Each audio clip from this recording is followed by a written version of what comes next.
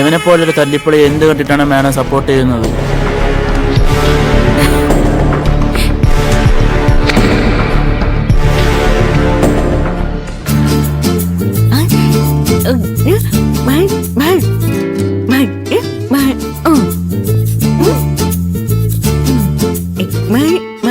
സ്കൂളിൽ വരുന്നത് കളിക്കാനല്ല പഠിക്കാനും കൂടിയാണ് എന്നല്ലേ മാഡം പറഞ്ഞത്?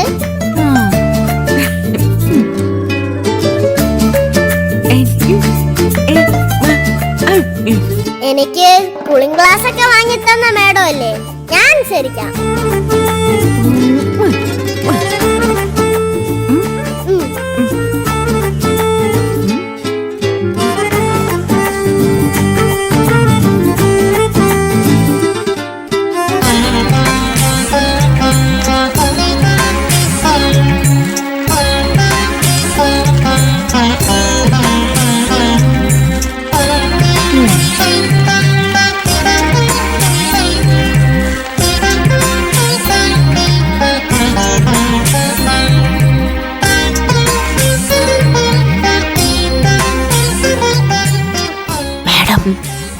ദേവുട്ടിക്കും സന്ദീപിനും 41 ദിവസത്തെ വ്രതം ഉണ്ടെന്ന് പറഞ്ഞില്ലേ?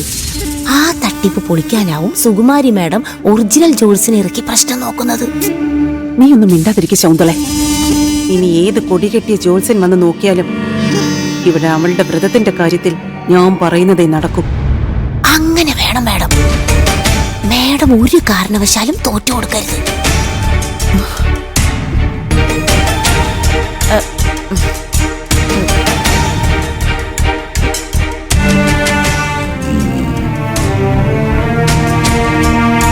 എന്തായി ജോത്സരെ കുഞ്ഞികൃഷ്ണന്റെ കാര്യത്തില്?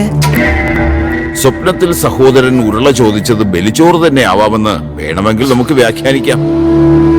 പക്ഷെ പ്രശ്നവശാൽ കാണുന്നത് ആളിപ്പോഴും ആയുസോടെ ഉണ്ടെന്ന് തന്നെയാണ്.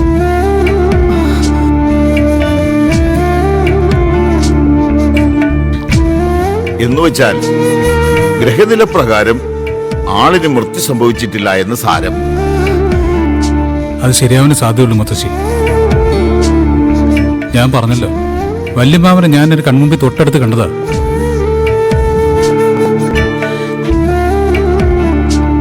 അദ്ദേഹത്തിന്റെ ആരോഗ്യത്തിന് ഒരു കുഴപ്പമില്ല. മുത്തശ്ശിയുടെ സ്വപ്നത്തിൽ വന്ന് വല്യമ്മാവന് ഉരുള ചോദിച്ചിട്ടുണ്ടെങ്കിലേ അതിന് മറ്റെന്തെങ്കിലും ഉദ്ദേശം ഉണ്ടാവും. ആവാം, അങ്ങനെയും ആവാം. ആളെ നേരിൽ കണ്ടെന്ന് പറയുമ്പോ വിശ്വസിക്കാതിരിക്കാനും പറ്റില്ലല്ലോ.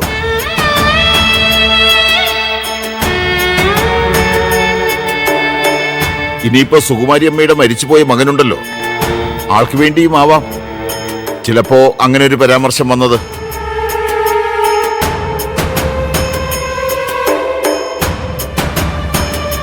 അല്ല, മരിച്ചുപോയ മകന് വേണ്ടി മുടങ്ങാതെ ബലികർമ്മങ്ങൾ ചെയ്യുന്നുണ്ടോ?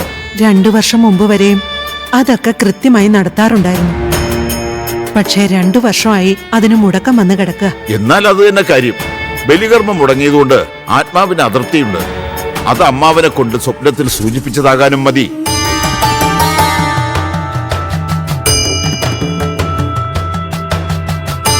ഒരു കാര്യം ചെയ്യൂ, പ്രശ്നവശാൽ അസംതൃപ്തയായ ആത്മാവിനെ തൃപ്തിപ്പെടുത്തേണ്ടതുണ്ട്. ആദ്യം മരിച്ചുപോയ ആത്മാവിനെ മുടങ്ങിപ്പോയ ബലി പുനരാരംഭിക്കണം.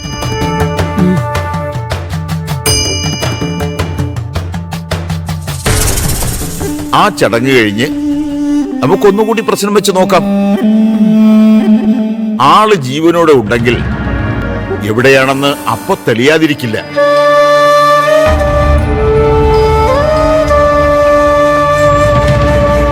എന്താ സുകുമാരിയമ്മേ, അതുപോലെ മതി.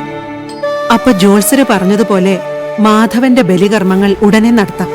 ഉവ്വ്, അതിനി ഒരു അമാന്തവും വേണ്ട.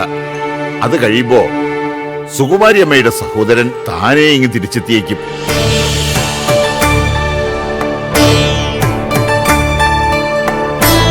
നാളെ മാധവ മരിച്ച നക്ഷത്രമാ. എന്നാ പിന്നെ ഇവന് ഇന്ന് തന്നെ വ്രതം എടുത്ത് നാളെ തന്നെ ബലികർമ്മം നടത്തിയാലോ ജോത്സരെ? ശുഭകരമായ കാര്യമാണത്. എന്തായാലും നാളെ പരേതിന്റെ നാളല്ലേ, ബലികർമ്മത്തിന് ഉത്തമമായ ദിവസമാണ്.